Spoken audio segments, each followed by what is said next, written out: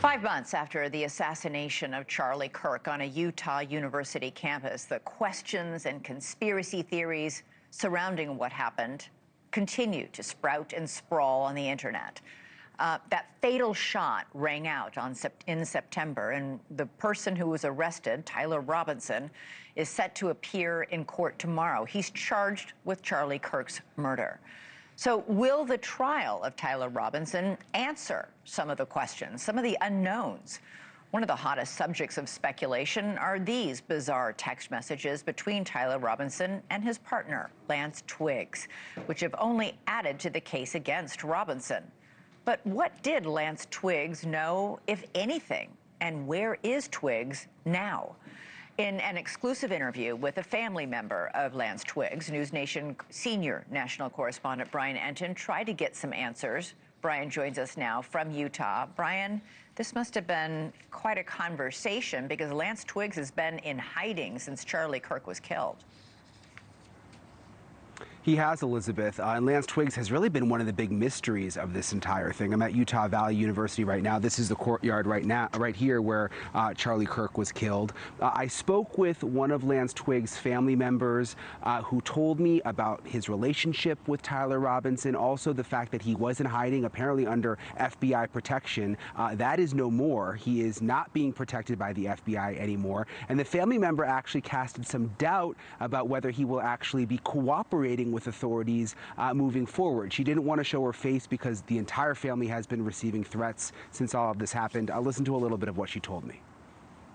I mean, both of them are super smart. I mean, Lance was, I do know that, and I remember, you know, he was a, I don't know, concert pianist. Like his talent for piano music was off the charts. Like not normal. It was very impressive.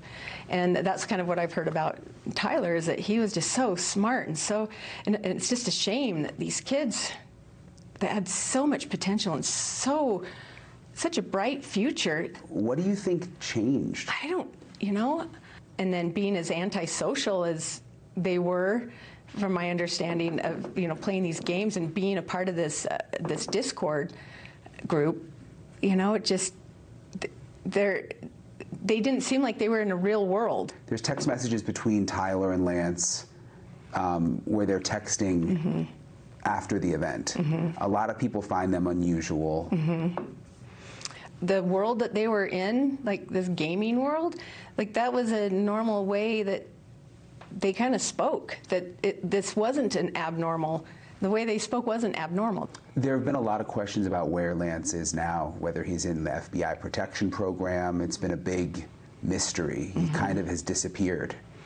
Yeah, my understanding was for the first few weeks, because there were so many threats against his family that and him, that they had. My understanding is they did have a little bit of FBI detail, and they kind of moved around a little bit, but they're not anymore. He's with his family. Will he still cooperate with the investigation, from what you know? You know, I don't know.